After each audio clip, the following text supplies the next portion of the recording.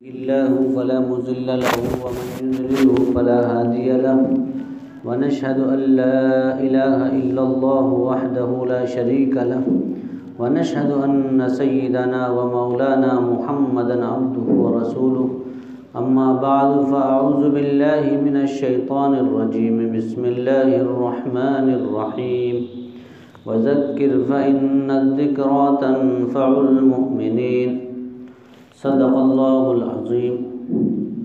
محترم بزرگ اور دوستوں، اللہ کا کرم اور اس کا احسان ہوا کہ اللہ نے ہم سب کو جمعے کی نماز کے لیے توفیق عطا فرمائی، اور اللہ تبارک و تعالیٰ نے دین کی بات تھوڑی دیر سننے کی، کہنے کی توفیق عطا فرمائی۔ اللہ عمل کی بھی توفیق عطا فرمائے۔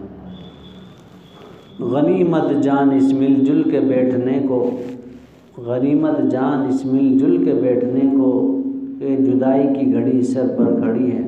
دوستوں اور بزرگوں، دنیا کے حالات اپنی آنکھوں سے ہم دیکھ رہے ہیں جی، ہر دن کوئی نہ کوئی حادثہ رونما ہو جاتا ہے۔ کل جن کے پاس ہم اٹھتے بیٹھتے کھاتے پیتے جی، وہ ہمارے پاس بہت سے نہیں رہے۔ اسی طرح ایک دن ہم بھی اپنے دوستوں کے بیچ سے چلے جائیں گے۔ اس دنیا میں کوئی صدا نہ رہا نہ رہے گا۔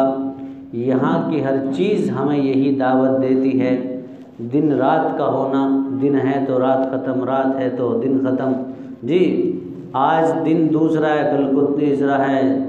ہر طریقے سے دنیا کی ہر چیز ہمیں اس بات کی طرف اشارہ کرتی ہے کہ یہ دنیا فانی ہے، ختم ہونے والی ہے۔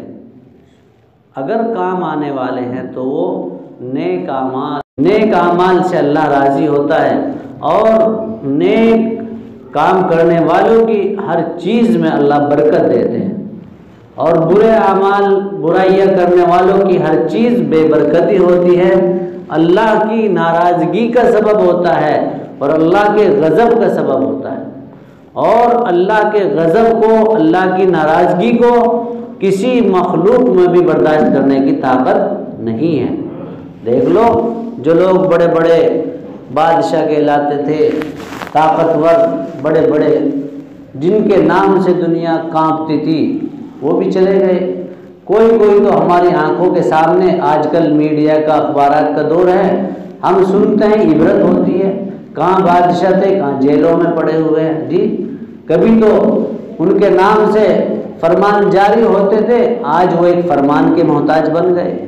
تو بھائیو بزرگوں، بہرحال ہمیں ایسے وقت میں، ایسے حالات میں اور زیادہ احتیاط کی ضرورت ہے، جبکہ ہم ہر چیز، ہر بات اپنی آنکھوں سے دیکھ رہے ہیں، لیکن ایسا ہو گیا جیسا انسان کچھ سن ہو گیا۔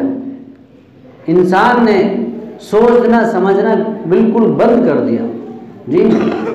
سمجھتا ہے کہ روز مرتے ہیں یار، مرنے تو جسے مرنا، ہر دن کچھ نہ کچھ ہوتا رہتا ہے۔ ارے بھائیو بزرگوں، یہ اللہ کی طرف سے ہماری عبرت کے لیے۔ جو شخص عبرت حاصل کرنا بند کر دے تو پھر اس کا انجام خراب ہوتا ہے، اور جو انسان ان حالات سے سبق حاصل کرتا ہے، اللہ اس کا انجام بالکل بہتر کرتے ہیں۔ یہی وجہ ہے کہ اللہ والے اپنی آخرت میں لگے رہتے ہیں، اللہ والے اپنی آخرت کی تیاری میں برابر لگے رہتے ہیں۔ ہمیں خیال بھی نہیں ہوتا، ہم انہی چکروں میں اپنی زندگی وقت ضائع کر دیتے ہیں۔ آپ نے دیکھا ہوگا، ہمارے بزرگان دین، اکابرین ہمیں نظر آتے ہیں کہ ہر وقت کبھی کہیں کا سفر، کبھی کہیں کا سفر، مگر ان کا اس حال میں بھی سفر بیکار نہیں ہوتا۔ ان کا دل اللہ سے جڑا رہتا ہے، اللہ سے تعلق رہتا ہے، اور اپنے ہر کام کو پوری تیاری کے ساتھ، پوری لگن کے ساتھ انجام دیتے ہیں جی۔ اس وقت میں آپ حضرات کو سب کو معلوم ہو گیا ہوگا، ہمارے اکابرین میں سے حضرت مولانا ارشد مدنی صاحب دامت برکاتہم بیمار چل رہے ہیں، اللہ ان کو شفائے کاملہ عاجلہ نصیب فرمائے۔ ہم ایک دن دیوبند گئے تو حضرت کی مصروفیت کو تو آپ سبھی کو علم ہے، دن میں ہی پتہ نہیں کتنے کتنے سفر رہتے ہیں، دور دور کے سفر رہتے ہیں. تو دیوبند جو ظہر کے بعد جمعے کے بعد دے گا، حضرت ایک مسجد میں کسی کو بیٹھ کر کے کچھ لکھوا رہے ہیں اور اس کا املا کرا رہے ہیں، خود بھی سن رہے ہیں، اسے بھی سنا رہے ہیں. تو میں عرض کرنا چاہ رہا ہوں کہ بڑے آدمی بغیر کیے کوئی بڑا نہیں بنتا. ہم سمجھتے ہیں ان کا یہی کام ہے گھومنا پھرنا، گھومتے پھرتے ہیں جہازوں میں. جی ایسا نہیں ہے، وہ ان کا کام ہوتا ہے، اپنے کام کو نہیں چھوڑتے. تو جیسا ہم مسافر کے لیے گئے، مسافر کرتے ہی بس فوراً کہتے اچھا آپ جائیے، وہ اپنے کام میں لگے رہے. تو ہمیں سبق حاصل ہوا کہ واقعی دیکھیے ہم سمجھتے ہیں کہ حضرات تو ایسے بھاگے پھرتے ہیں، ایسے نہیں بھاگے پھرتے. وہ اپنے کام کو ذرا بھی کوتاہی نہیں ہونے دیتے، برابر انجام دیتے ہیں. بس ایک بات بتا کر ختم کروں گا، وقت بھی ہو جاتا ہے. نہیں تو اصل میں کچھ تو ہماری کوتاہی اصل تو ہماری ہے بھائی، کہ وقت پہ نہیں آ پاتے، لیکن آ جاتے ہیں تو ماشاءاللہ آپ سب حضرات بہت مصروف رہتے ہیں، آپ نہیں آتے تو اس لیے پھر ہم بھی کچھ تھوڑا ڈھیل ہو جاتی ہے ہماری طرف سے بھی. ورنہ صحیح معنی میں جمعے کا حق یہ ہے کہ جمعے کی اذان مسجد میں ہی ہونی چاہیے. بس جمعے کی اذان پہلی تیار ہو کر مسجد میں ہونی چاہیے. فوراً جمعے کی اذان ہوتے ہی سنتیں پڑھ لی جائے، پھر کچھ سنتیں پڑھنے کے بعد تھوڑی دیر دین کی بات ہو جائے، پھر جو ساتھی کوئی ایک دو بعد میں آئے وہ بعد میں نماز سنتیں ادا کر لے. حق تو یہ ہے، لیکن آپ کی بھی کوتاہی ہماری بھی کوتاہی. میں اسی جذبے سے تھوڑی بات کر بھی لیتا ہوں کہ یہ ہمارا حق ہے، ذمہ داری ہے. کم از کم جو کچھ بھی نہیں کچھ تو ہو جائے. اللہ مجھے اور آپ سبھی کو عمل کی توفیق عطا فرمائے. بس ایک بات بتا کر ختم کروں گا. حضرت تھانوی رحمۃ اللہ علیہ، جن کا آپ نے نام سنا ہوگا، تقریباً 1000 سے زائد آپ کی تصنیفات ہیں. اور تصنیفات کوئی ایسی ویسی نہیں کہ بھائی بس لکھ رہے بے معنی بے مقصد. بڑی بڑی کتابیں ہیں، قرآن شریف کا ترجمہ، تفسیر، اور جو اسلام کے گویا کے اہم مسائل ہیں ان سب پر حضرت نے کتابیں لکھی. تو ایک مرتبہ ان کے استاد تشریف لے آئے، استاد محترم آئے فجر کے بعد. تو ادھر تو استاد تشریف لے آئے، تقاضا یہ ہے مہمان بھی کوئی عام بھی مہمان آ جائے اس کے لیے بھی وقت دینا چاہیے. ادھر حضرت کا کام تھا فجر بعد کچھ لکھنے کا معمول تھا، تو پریشان ہو گئے. تو خیر جب انسان کے دل میں سچی لگن ہوتی ہے اور کسی کو کچھ شوق ہوتا ہے اس کے لیے وقت نکال لیتا ہے.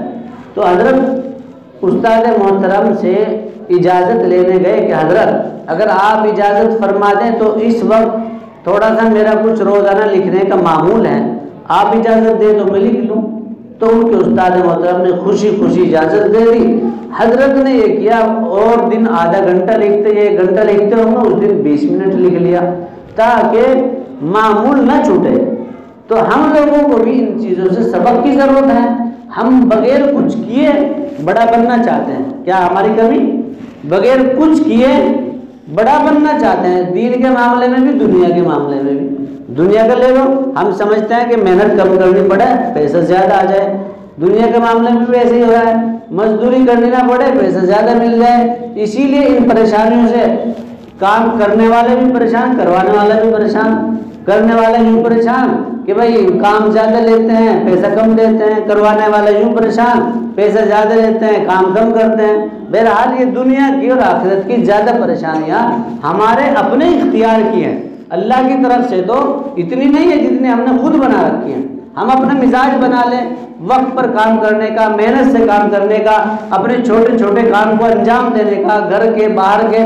اسی لیے آج ہمارے بچوں کو گھر کے کام تو فرصت کرنے کی خبر نہیں، باہر البتہ گھنٹہ 2 گھنٹہ چوراہوں پر، عیدگاہ پر، میدانوں میں جی جوا کھیلنے والوں کے پاس بیٹھنے کا یا خود کھیلنے کا یا موبائل چلانے کا بس وقت ضرور نکل جاتا ہے. اس کی وجہ یہی ہے ہم نے اپنی ذمہ داری کو ذمہ داری نہیں سمجھا. ذمہ داریوں کو جو ہمارے کام کرنے کے لیے انہیں چھوڑ دیا، اب دوسرے کاموں میں وقت ضائع ہو رہا ہے.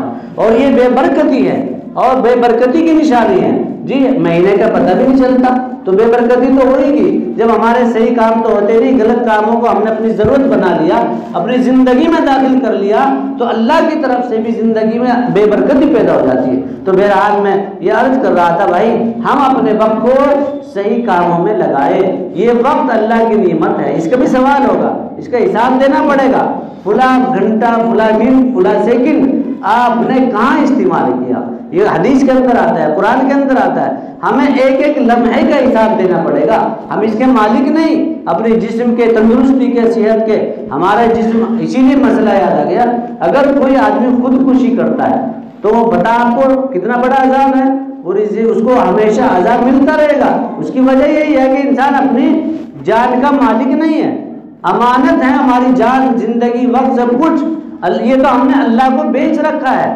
جنت کے بدلے، اگر ہم مالک ہوتے تو خودکشی کرنے پر گناہ کیسا ہوتا، کیسا بھی نہیں ہونا چاہیے تھا، لیکن چونکہ ہم مالک نہیں اس جان کے، اس وقت کے، ہاں بس امانت دار ہیں، محافظ ہیں کہ ہمیں اس کام کو، زندگی کو، وقت کو، ان سانسوں کو صحیح سے استعمال کرنے کا حق دیا گیا۔ جیسے ایک فوجی ہوتا ہے، فوجی کو بھی حق نہیں ہوتا کہ الٹے سیدھے کچھ بھی کرے، اس کو بھی پابند بننا پڑتا ہے، اگر وہ غلط قانون کا اپنی ڈیوٹی کا یا اپنی ذمہ داری کا غلط استعمال کرے گا، قانونی پکڑ اس پر آ سکتی ہے۔ اسی طریقے سے ہم بھی اپنی زندگی کے محافظ ہیں اور نگراں ہیں، جواب دینا پڑے گا، اس لیے میرے نوجوان بھائی بھی اور ہم بھی خود ہر چیز کے پابند بنیں۔ جب ہم اپنے گھروں میں اپنے بچوں کے سامنے اپنے معمولات پیش کر لیں گے، ہر چیز بانٹ لیں گے، فلاں ٹائم مجھے یہ کرنا، فلاں ٹائم یہ کرنا، بچوں میں بھی وہی اثر آئے گا۔ اللہ مجھے اور آپ سبھی کو عمل کی توفیق عطا فرمائے۔